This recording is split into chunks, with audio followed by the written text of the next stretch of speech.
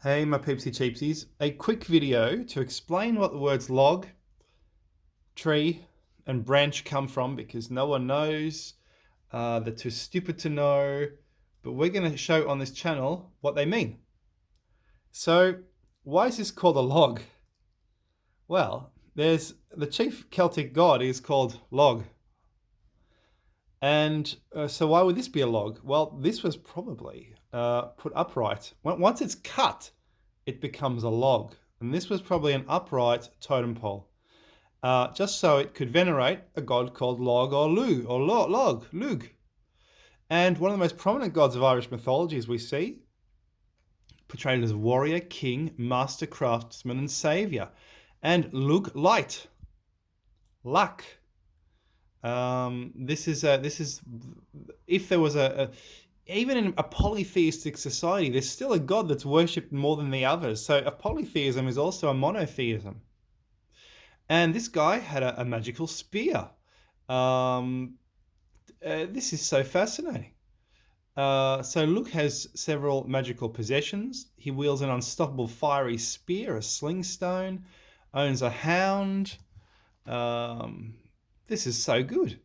He invented fidchel, a Gaelic chess, ball games, horse racing. He corresponds to the pan-Celtic god Lugus.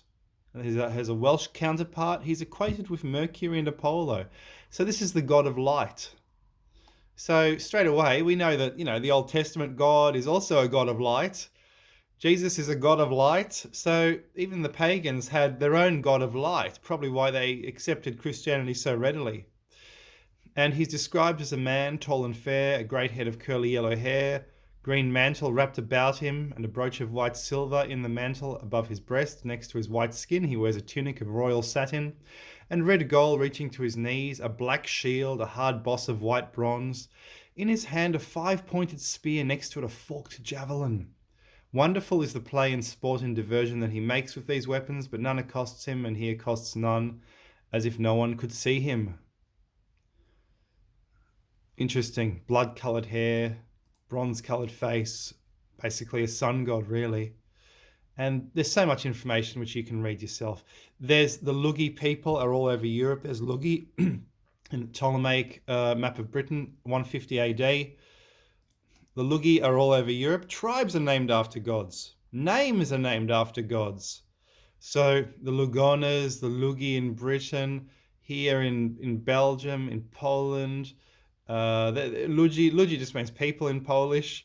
Okay, let's get to tree. What does tree mean? So I was thinking about this morning. What is tree? Well, it's obviously it is what's in Russian. It's tree. It literally means three. And why would it be three? Well, it's a tree is upright. It's the triple god, isn't it? So in if you see my totem pole video, you'll see worldwide totem poles. Forget about the ones in the Pacific Northwest. These are very specialized types. But look at the ones across Eurasia, the ones in Java, a triple god. So the god on top, the Asgard, the big giant god. In the middle is the humans in Middle Earth. And in hell is the giant Loki. In this case, he's actually holding up, he's being forced as a punishment, it seems, to hold up the world. Another version of the Loki legend, which you won't find in Wikipedia. In this case, Loki is a bit of an Atlas. So underworld giant, giant god, little human. That's why it's tree. There's three gods. So these are seen, a tree is seen as a natural totem pole, just a natural triple god. Look up the works of Maria Gimbutas, you'll see these are the triple god is the old European god. That's just happens to have a face on it. I don't know why. An oak tree. Tribes are named after gods, as we know. The Trinovantas in Britain, possibly also named after Troy, according to some people. Tribes are everywhere. Tribes ridiculously spread. Look, there's even the Parisi tribe. They're in Paris, and they're also here in England. Interesting.